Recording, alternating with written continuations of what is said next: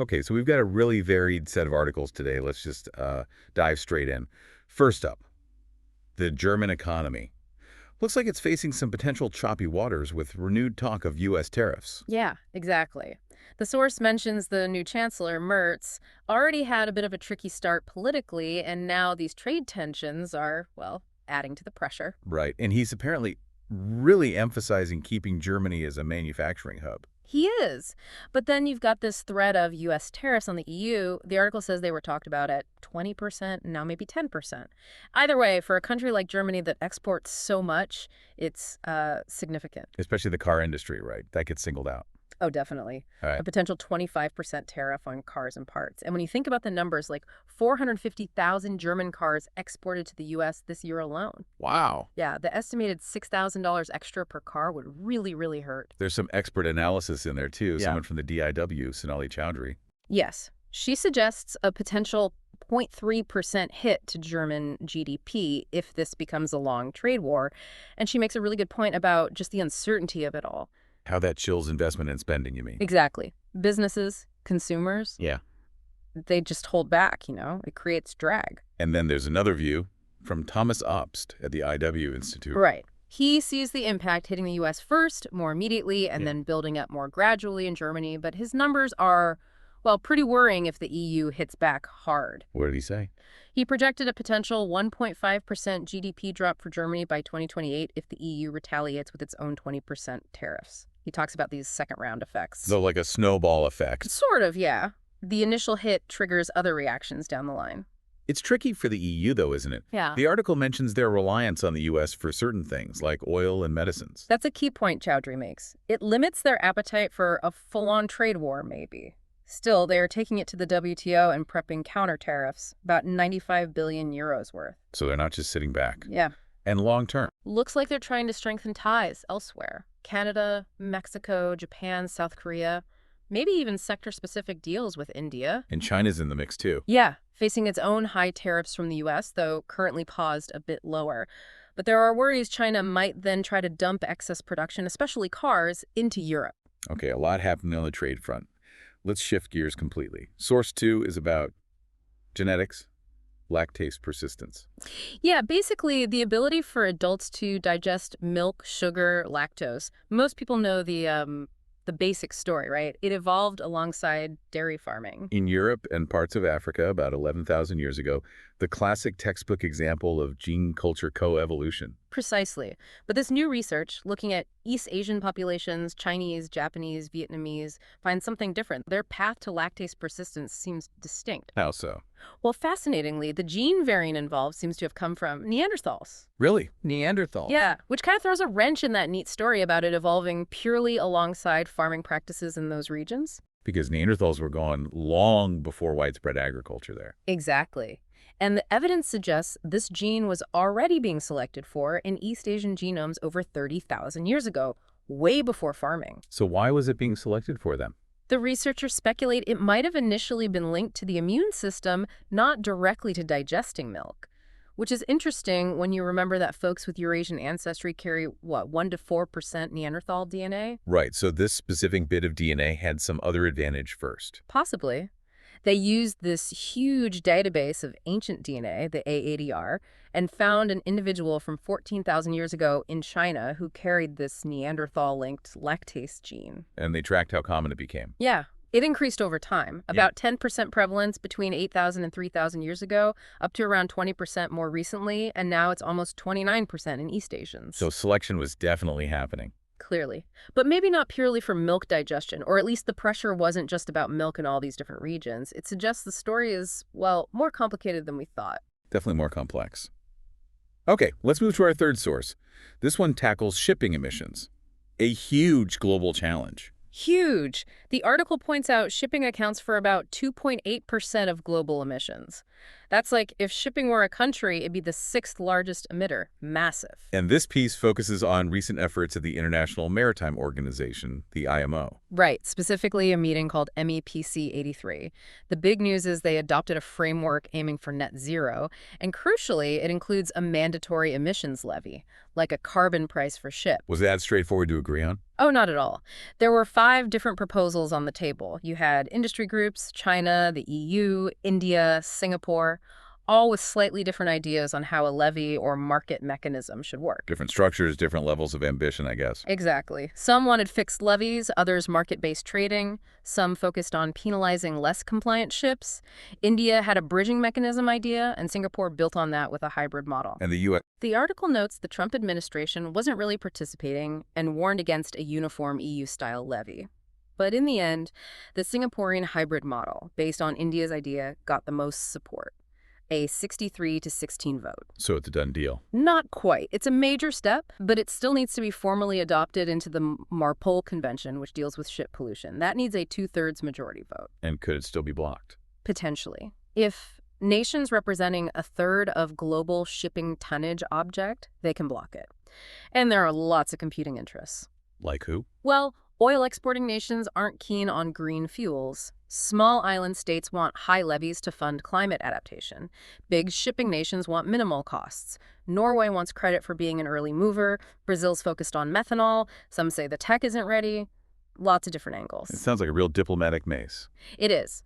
But the IMO has set targets 40% carbon intensity reduction by 2030, 70% by 2040, net zero by 2050, so the pressure's on. The article mentions something about a shift away from common but differentiated responsibilities. Yeah, that principle seems to be eroding a bit in these talks. Interestingly, it also suggests India could actually benefit long-term, potentially becoming a green hydrogen export hub, aligning with the new shipping fuel needs. So despite the hurdles, this could be a landmark move for global climate action. Potentially, yes. Making shipping the first global sector with binding climate goals would be pretty significant. Okay, moving on to source 4. This one feels quite different. It's about universities and a disconcerting shift in education. Yeah, it paints a picture of universities moving away from being purely centers of critical thinking and free inquiry. The argument is there's more bureaucratic control now, external mandates, ideological pressures. Leading to conformity instead of academic freedom. That's the concern raised, yes. It talks about this unyielding centralization, especially citing bodies like the UGC in India and policies like the NEP, supposedly reducing university autonomy over things like curriculum and appointments. And the consequences of that. The article argues it undermines genuine intellectual exploration, potentially producing more compliant graduates rather than critical thinkers. It mentions regimenting discourse, marginalizing alternative views, sort of an intellectual flattening. Are there specific examples? It mentions pressures on academics, like administrators wanting to control teaching to avoid confrontation, or even scholars facing issues for citing certain critical thinkers. And this connects to broader political trends. The article suggests so, yes. It talks about a resurgence of reactionary politics, leading to interference, marginalizing scholars who critique things like injustice or discrimination, and sometimes defunding the humanities and social sciences. Which must create a difficult atmosphere. It argues it does, leading to self-censorship by teachers, students becoming apprehensive, a kind of smothering of the intellectual climate, and fewer public intellectuals emerging. There's also mention of corporatization. Right. Treating universities more like businesses, focused on the bottom line, brand image. This can shift funding towards fields with obvious, immediate financial returns like tech or business. At the expense of philosophy or the arts. That's the concern. Plus, pressure on faculty for measurable outputs like publication counts and the influence of global rankings that might push universities towards Western norms. Changes in leadership, too. Yeah, concerns about administrators, maybe coming from corporate backgrounds, potentially changing the traditional collegial culture, and worries about ideological bias in appointments. So the conclusion is quite stark. It frames it as a crisis of imagination, arguing that preserving universities as these sanctuaries of intellectual freedom is vital for democracy itself. A lot to think about there. Okay, source number 5 brings us back to a more tangible issue. E-waste in India. Yes. And the scale of the problem is pretty staggering. India's digital boom means it's now one of the world's top e-waste generators. The volume has apparently shot up over 150% in just 6 years. Wow. And the focus here is on managing it. Exactly. Specifically, through EPR extended producer responsibility, making the companies that make the electronics responsible for dealing with them at the end of their life. What happens if this waste isn't managed properly? Huge costs. The article estimates over $10 billion lost annually just from pollution, water, air, soil. Then there's the social cost, maybe $20 billion, linked to hazardous informal recycling, which sadly affects health and lifespan dramatically. That's terrible. And lost resources, too. Absolutely. Over 80,000 crore rupees worth of critical metals just lost. Plus, potentially $20 billion in lost tax revenue. It's a massive drain. So what's the proposed solution in the article? It really hones in on the importance of stable pricing for EPR certificates. The new e-waste rules from 2022 introduced a floor price for these. And how does that help? Well, the idea is that a guaranteed minimum price makes formal, safe recycling economically viable. It helps legitimate recyclers compete against the informal sector, which handles like 95% of e-waste currently, often unsafely. So it incentivizes proper recycling. Right. Encourages investment in better tech, helps recover those valuable materials, reduces landfill burden, stops toxins leaking out.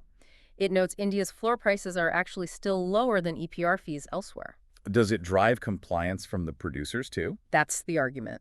If formal recyclers are viable and can provide genuine certificates, producers have a reliable way to meet their EPR targets. It levels the playing field. What about the criticism that this just increases costs for companies and consumers? The article addresses that, arguing the cost of not acting the pollution, health impacts, lost resources is far, far greater, and it might even spur innovation towards making products more durable or easier to recycle in the first place. It mentions the plastic industry having problems. Yeah, as a cautionary tale. Low prices apparently led to issues with unreliable or sham recyclers, so getting the pricing right for e-waste is seen as foundational. So the floor price is key to building a proper system. That's the core message. It's the foundation for formalizing the sector, getting the infrastructure built, and really pushing resource efficiency. And the urgency is there, given how fast e-waste is growing. Okay, final source. This one unpacks some political terms. Clientelism, patronage, and freebies. Things that often get lumped together. They really do. The article makes a point of distinguishing them. Clientelism, it says, is about a direct, reciprocal exchange. You give me your vote, I give you some tangible benefit. And crucially, there's often an element of monitoring and potential punishment if the voter doesn't deliver. Usually through local party networks. Often, yeah. But the piece suggests that in India, classic clientelism is maybe less effective than it used to be. The secret ballot makes monitoring hard, and those dense local party networks aren't always what they were. Okay, so that's clientelism. What about patronage? Patronage is described as more about distributing ongoing resources. Think government jobs, maybe loans, subsidies to build longer-term loyalty. It's less transactional, more about cultivating a base over time. And freebies. That's the term we hear a lot. Right. Freebies are defined here as things distributed more universally to a whole group, like all women or all farmers in a region. Theoretically, there's no individual monitoring or direct quid pro quo expected, though obviously politicians hope it wins them votes. The article mentions direct benefit transfers changing things. Yeah, DBT potentially reduces the role of local party brokers in handing out welfare, making it less like traditional patronage or clientelism. And it pushes back against the idea that all freebies are bad. It does. It points out that some schemes, like free bus rides for women or bicycles for schoolgirls, can have clear positive impacts on things like workforce participation or education. So calling them undemocratic might be unfair. The author argues it might be, especially in the Indian context, because that direct monitoring and punishment aspect of clientelism is often missing with these universal schemes. But the article does highlight another kind of spending. Yes. It stresses that a lot of informal clientelistic spending happens during campaigns, money spent on campaign teams, rallies, ads, but also gifts, cash, liquor distributed privately. That's much harder to track and audit. So the focus on formal universal freebies might be missing the bigger picture. That's the concluding thought, really, that maybe criticizing universal welfare schemes overlooks these more opaque, potentially more problematic informal transfers and their impact on democracy and the economy. Interesting distinction. That covers our 6 sources for today. Quite a range of topics.